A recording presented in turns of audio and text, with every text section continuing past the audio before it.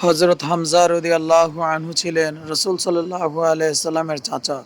রসুল সাল্লাল্লাহু আলাইহি সাল্লাম এর নবুয়ত প্রাপ্তির দ্বিতীয় বছর তিনি ইসলাম গ্রহণ করেন। বয়সের দিক থেকে রসুল্লাহ সাল্লাল্লাহু আলাইহি সাল্লামের থেকে 2 বছর মতান্তরে 4 বছরের বড়। হামজা রাদিয়াল্লাহু আনহু ছিলেন মক্কার প্রতাপশালী বীর।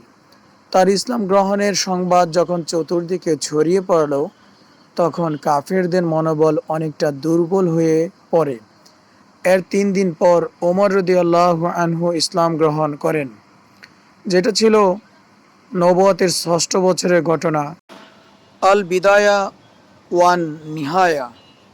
যেভাবে হযরত হামজা রাদিয়াল্লাহু তাআলা আনহু শহীদ হলেন, মক্কার বিশেষ ব্যক্তি জুবাইর ইবনে মুতিমের চাচা ওয়াইম ইবনে আদি বদর যুদ্ধে হামজা রাদিয়াল্লাহু আনহু এর হাতে নিহত হন।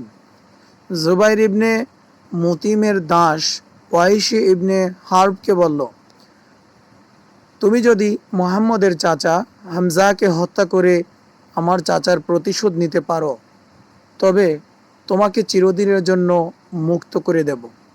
ওয়াইশি পরবর্তী সময় ইসলাম গ্রহণ করার পর নিজেই ঘটনার বিবরণ দেন। তিনি বলেন, আমি ছিলাম বড় মাপের একজন দক্ষ তীরন্দাজ। আমার কোনো একটি তীরও লক্ষ্যভ্রষ্ট হতো না বললেই চলে। আমি সম্পূর্ণ প্রস্তুত হয়ে গেলাম। উহুদ যুদ্ধের সময় যোদ্ধাদের সঙ্গে রওনা হলাম। আমার উদ্দেশ্য সর্বাত্মক যুদ্ধে অংশগ্রহণ নয়, বরং শুধু হামজাকে হত্যা করে দাসত্বের জিঞ্জির থেকে মুক্তি লাভ করা। আমি তাই করলাম।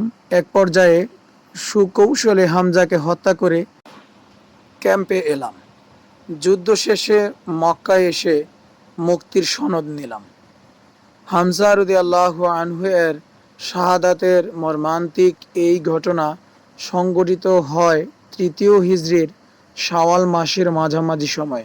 তখন হামজা রাদিয়াল্লাহু আনহু এর বয়স 59 বছর। কাফিররা হামজা রাদিয়াল্লাহু আনহুকে শহীদ করেই ক্ষান্ত হয়নি, বরং তার লাশের সঙ্গে নির্মম আচরণও করে।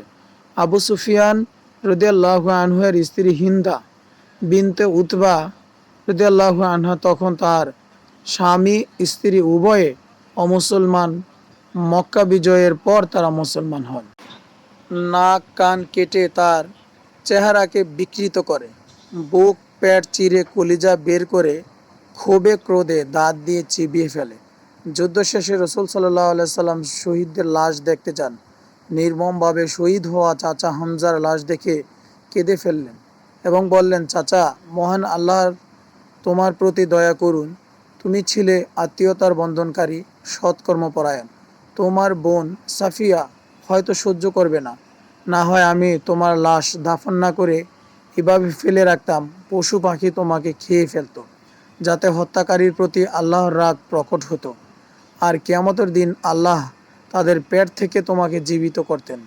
এরপর দীপ্ত শপথ করে বললেন, অবশ্যই তোমার প্রতিশোধ হিসেবে আমি কাফেরদের 70 জনকে নাক কান কেটে বিকৃত করব।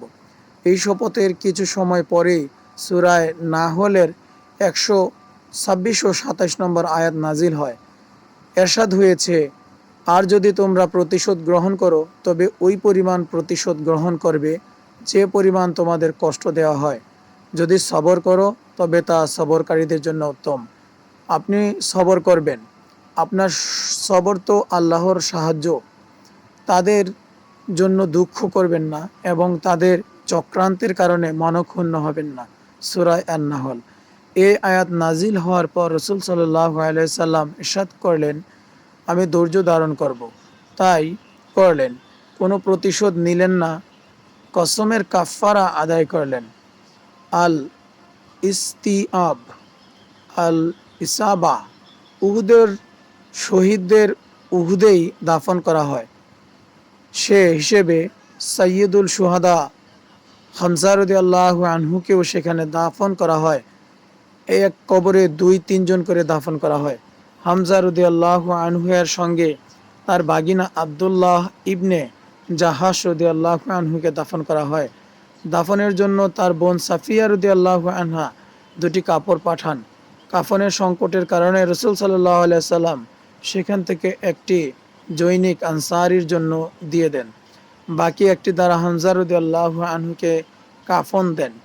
কাপড়টি ছিল ছোট, যা দ্বারা মাথা ঢাকলে পা খুলে যেত আর পা ঢাকলে মাথা খুলে যেত। ফলে মাথার দিক ঢেকে দিয়ে ইজখির ঘাস দ্বারা পা ঢেকে দেওয়ার নির্দেশ দেন।